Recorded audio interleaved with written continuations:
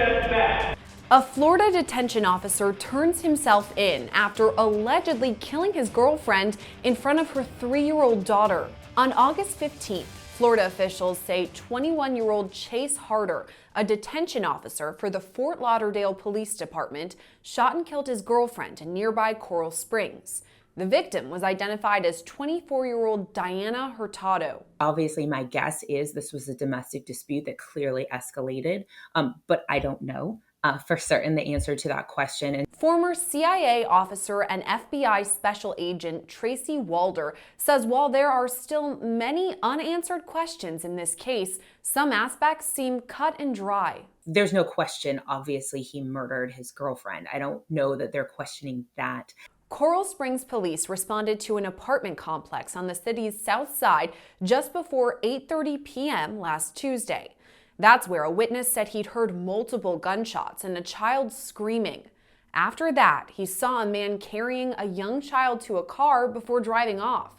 Officials on the scene found Hurtado on a nearby balcony with multiple gunshot wounds. She was pronounced dead on the scene. Investigators say Harder returned Hurtado's 3-year-old daughter to her biological father before turning himself in. Video shows Harder turning himself in at the Coral Springs Police Department. Officers on the scene later took him into custody. Harder has since been charged with premeditated murder and written threats to kill or do bodily injury. Just weeks before her murder, Hurtado reported to police a series of disturbing texts she'd received from Harder. In the messages, he threatened to kill her. Walder says she's faced similar setbacks in her personal life when law enforcement doesn't immediately react to such reports. And I don't blame her. Most people don't. And it's really upsetting how not seriously law enforcement takes these types of things. They look at it as one-off, and women being hysterical. I mean, even with my background, that's how I was treated.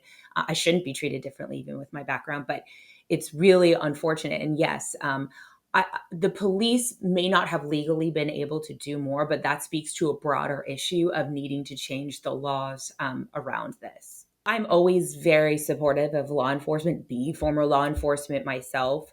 I don't know. I can't say whether law enforcement took her seriously or not. I don't know the answer to that question. However, laws against threats and stalking, in my opinion, and from what I've learned recently, are terrible.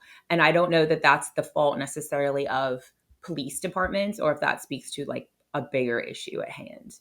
Officials also say Hurtado's 3-year-old daughter likely witnessed her murder. Walder says Harder's choice to remove her from the murder scene could mean additional charges against him. And so what I found super interesting about this case is it sounds like he took her 3-year-old and then returned that 3-year-old to the little child's biological father, which I found that to be interesting as well. So I would suspect that there'll be a kidnapping charge also added to that. Even so, law enforcement will tread lightly in requesting more information from the 3-year-old. You know, you always want to be careful and not re-victimize a child. And because he turned himself in, and I'm assuming he's being cooperative with police, my guess is they will not, further interview, further traumatize this little girl. I would hope that they wouldn't. I don't think that they need to, because the reality is if this does go to trial, which I actually don't think that it will, but if it goes to trial, her testimony won't have any real bearing on the case given her age and the circumstances. So my hope is they're not further traumatizing her.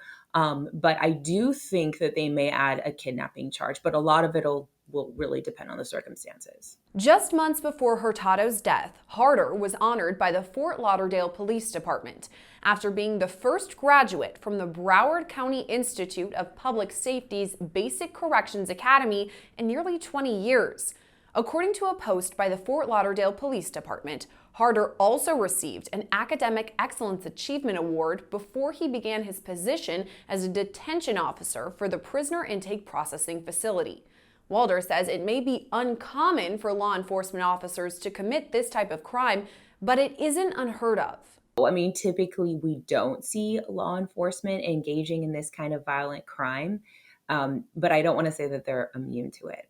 She says it's likely Harder's law enforcement background that prompted him to turn himself over to police. So that's not something that happens often, but what I will say about that is that I would say is in line with him being law enforcement, right? In that I think he knew that all of the evidence would have ultimately pointed to him, and I think that that is why he turned himself in, is because he does understand, how the system works, and so I actually think that that makes sense that he turned himself in, given that he's law enforcement. At only 21 years old, Walder says Harder's age isn't necessarily relevant to the crime.